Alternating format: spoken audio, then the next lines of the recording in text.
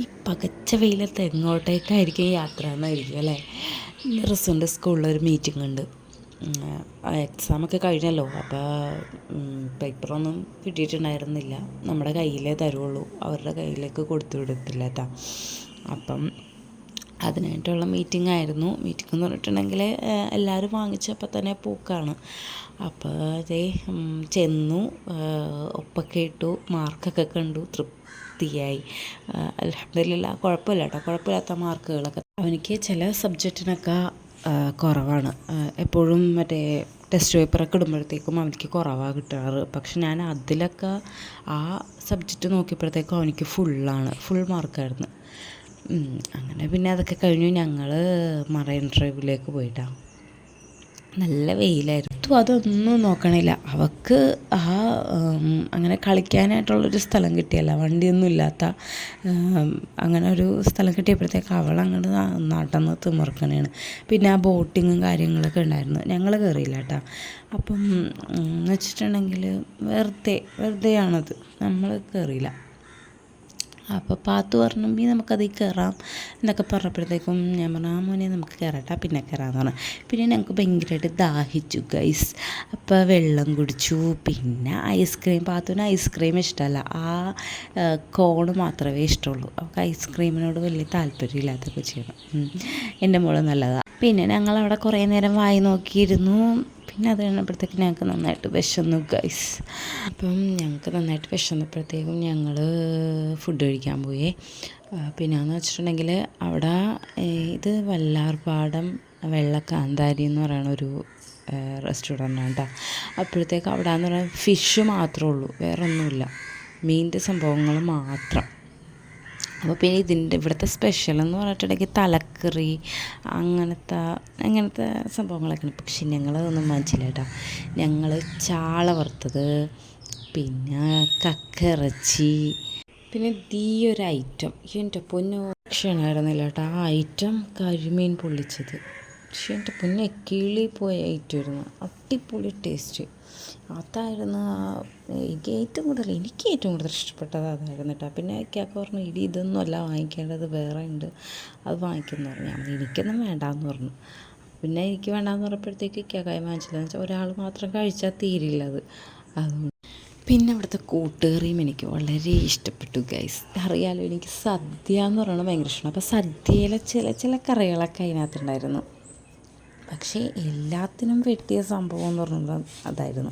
അങ്ങനെ പിന്നെ ഞങ്ങളതൊക്കെ കഴിച്ചു, അവിടെ നിന്ന് പോന്നു. പിന്നെ ഞങ്ങൾ ഗുണ കേവ് കാണാൻ പോയി. വലിയ ആഗ്രഹമായിരുന്നു കേട്ടോ അത് കാണാനായിട്ട്. അങ്ങനെ ഞങ്ങൾ ടിക്കറ്റൊക്കെ വാങ്ങിച്ചു ഗൈസ്. ടിക്കറ്റ് കിട്ടി. അപ്പം ഞങ്ങളത് അതിൻ്റെ ഉള്ളിലേക്ക് കയറാൻ പോവുകയാണ്.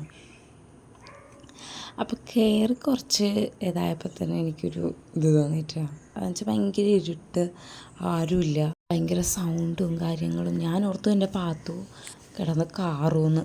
പക്ഷേ അങ്ങനെ ഒന്നും ഉണ്ടായിരുന്നില്ല. പാത്തു പ്രതീക്ഷിച്ച പോലെ ഒന്നും ഉണ്ടായിരുന്നില്ല. വെറുതെ ജസ്റ്റ് ഒന്ന് കണ്ട് അങ്ങനെ പോകാമെന്ന് മാത്രമല്ല, മൊത്തത്തിലിരുട്ടാണ്. ആ ഒരു സൗണ്ട് മാത്രമേ അങ്ങോട്ട് കേൾക്കുന്നുണ്ടായിരുന്നുള്ളൂ, ബാക്കിയൊക്കെ മൊത്തം ഇരുട്ട് തന്നെയായിരുന്നു. പിന്നെ കുറച്ചങ്ങോട്ട് പോയപ്പോൾ തന്നെ ചെറിയ രീതിയിൽ വെട്ടമൊക്കെ കാണാൻ തുടങ്ങി. പിന്നെ അവിടെ കുറച്ച് ആൾക്കാരൊക്കെ, പിന്നെ അങ്ങോട്ടേക്ക് കുറേ വെട്ടവും കാര്യങ്ങളൊക്കെ ചെറിയ രീതിയിലൊക്കെ ഉണ്ടായിരുന്നു കേട്ടോ. വെറുതെ ഒരു ഇതുമില്ലായിരുന്നു.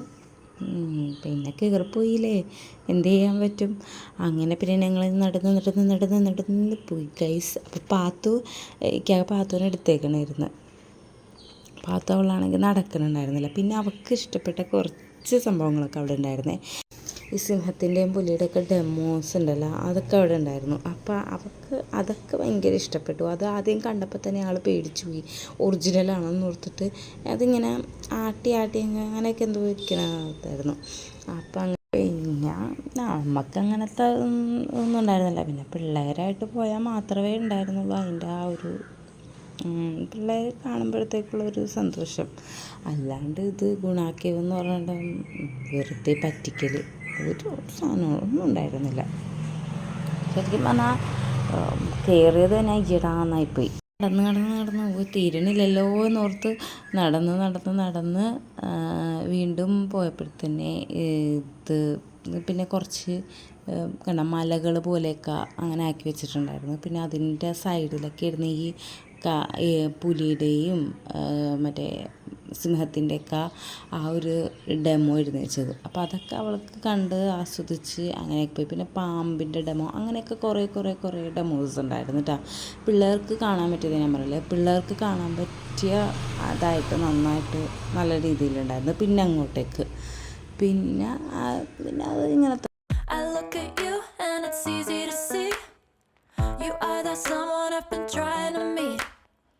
I got your number, won't you pick up the phone? Don't leave me hanging on the dial tone. Think back to the night that we met. ആക്കേൻ്റെ സംഭവങ്ങളൊക്കെ കഴിഞ്ഞ് അതിൻ്റെ ഉള്ളിലേക്ക് വേറൊരു ഷീറ്റൊക്കെ ഇട്ടിട്ടൊരു സംഭവം ഉണ്ടായിരുന്നു കേട്ടോ.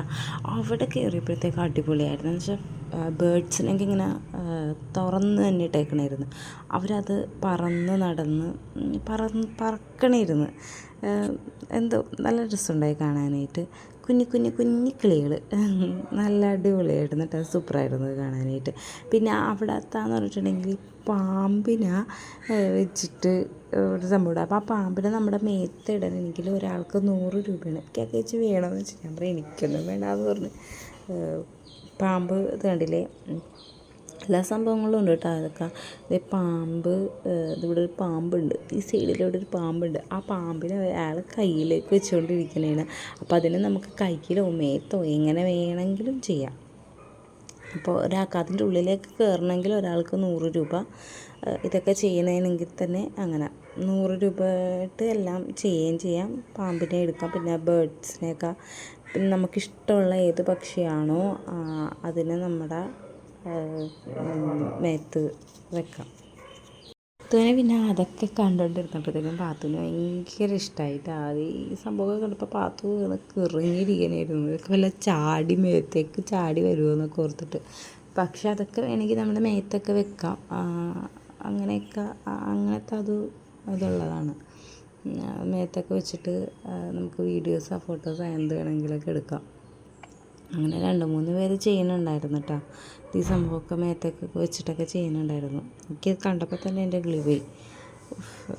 പിന്നെ അവിടെ നിന്ന് പിന്നെ കുറച്ചങ്ങോട്ട് നീങ്ങുമ്പോഴത്തന്നെ അവിടുത്തെ ഫിഷിൻ്റെ സംഭവങ്ങളായിരുന്നു. നല്ല രസമുണ്ടായിരുന്നു കാണാനായിട്ട്. കളർ മീൻസ് അടിപൊളിയായിരുന്നു കേട്ടോ. അപ്പം ഇത്രയേ ഉള്ളൂ. അപ്പം ഞങ്ങൾ പിന്നെ അവിടെ നിന്ന് പിന്നെ ഇതൊക്കെ കണ്ട് ഞങ്ങൾ അവിടെ നിന്ന് പോന്നു. അപ്പോൾ ഇത്രയേ ഉള്ളൂ ഗൈസ് നമ്മുടെ വീഡിയോ. By, see you.